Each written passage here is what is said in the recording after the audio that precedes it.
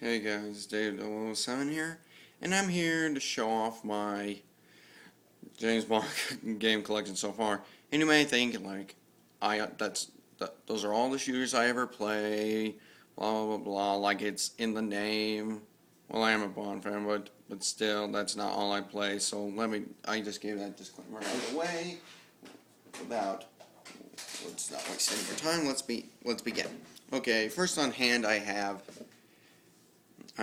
Quantum of Solace for the DS. Now this one is, well, okay, at least. The controls are just not the best on this. You're basically using the touch screen with the stylus for everything, and I mean everything. And what's really hard is that I have not played this for so long. When I tried, play it again, I have forgotten how to do like a melee takedown. Yeah, well, still, it's just okay. So let's move on. Next I have on hand. Next is Agent Under Fire. Now this one is pretty good. Graphics are okay. And the plot's pretty good. I have not beaten this one, yet I cannot get past the last level for some reason. And the controls are, well, I just say okay. Okay, it's just that the movement is pretty tight. So anyway, I recommend looking into this one. Next I have Everything or Nothing. Now this one I could say is one of the best third-person Bond games ever. It has really a great cast. It has great animation, great gadgets, a lot of great weapons, vehicles, and overall just has some really fun gameplay. Check it out if you haven't already. Next I have Tomorrow Never Dies on the PlayStation 1. This one was, I just say okay, but can't get past the second level for some reason. But anyway, many people complain about the controls, but I say moving is not a problem if you're using the analog stick rather than the D-pad. The shooting controls are pretty much the most awkward, weirdly set up, because you use R1 to aim, like manually, and the X button to shoot, for whatever reason. And so, graphically, I'd say it will be okay for that time. I'd say it doesn't hold up too well today, but still, it's an okay game so far, anyway.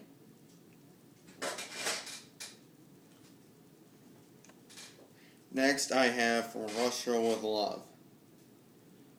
Now, this one, another great third-person game. In this one, you can actually do a lot more, interact with things a lot more than you ever could in the other games. And what's great about this is that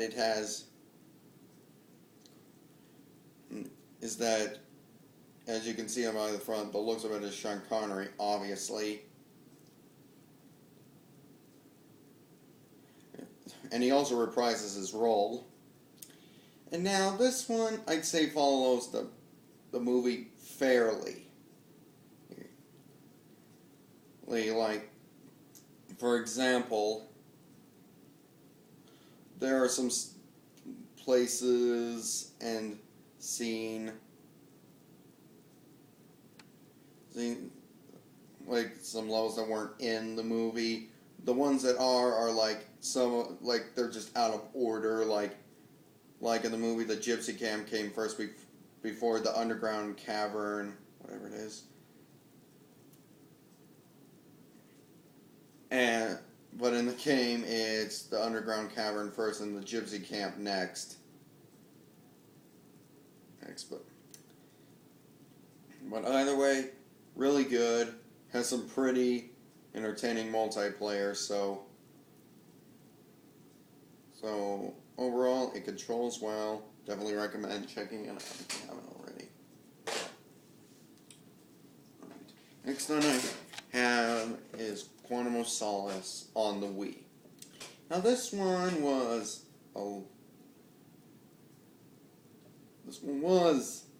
pretty good. I mean, this is like one of the 3 James Bond games in my collection that I have beaten. And this is one of them. It was a lot easier than another one on this list that's going to be coming up real soon. And so if you want to look into this, I recommend it.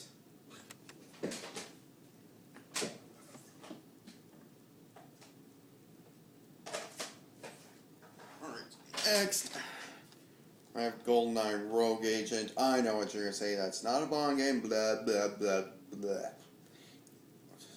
Well, it's part of the franchise anyway. Not because of the name, but the fact that it has classic Bond villains in it. What you play is this other like agent that basically like kicks you out of the agency for like hurting 007 or something. Then you go working for Goldfinger.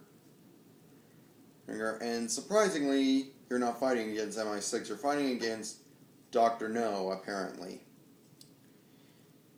And you also have this, and apparently he got an injury in his eye, so he had to get like this like robotic eye of some sort. It has really awesome powers. You can see where enemies are hiding, send them flying in the air, hack, make their weapons malfunction, and shield off of enemies' bullets.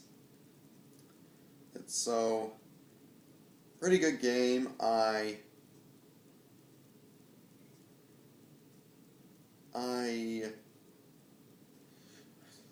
haven't beat it yet, but still. And one of the weirder things is it has 2 discs for 2 parts. Huh. And anyway, check it out if you haven't already. Next on my list I have Nightfire. Now this one I would say is good. The plot is, well, okay. Okay, the good voice acting. And even and this is like the sequel to Agent Under Fire, like some characters make a comeback, like Zoe Nightshade, and whatnot. Haven't beat this one yet, so stuck on the last level. And the first, and starting on like the first, like couple levels, you'll probably most likely get frustrated with it, but stick with it. It becomes really fun and entertaining. So check it out. Also, the controls are pretty good.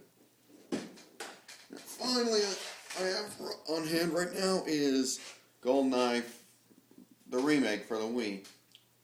Well, this one I was stuck on the second to last level for about, I'd say like 2 years or something. But then But then I just decided to just go with it and I got past it. I can see some frustration at the last 2 levels of the game, like I said, but stick with it. And you will have a blast with it. And the multiplayer is good as well. And it does have online multiplayer that, as of this video, is still working. Well, they put Daniel Craig in instead, which got me to wonder, but anyway, many people may not agree with me, but it has some great weapons, very entertaining gameplay. It follows the movie like, I'd say decently and whatnot. The layout is not the same as the N64 version, which unfortunately I have not even played that one yet. I want to, though. Anyway, if you want to try this one out, just go ahead. It's fun. It has many controller functions. You can use the Wii mode and nunchuck, Wii Zapper, accessory, the classic controller, and the GameCube controller. Which is pretty neat. But anyway, very good game. Anyway, those are my James Bond games in my collection so far. I'll be back with an update. Okay, everybody, take care. Good night, my friends.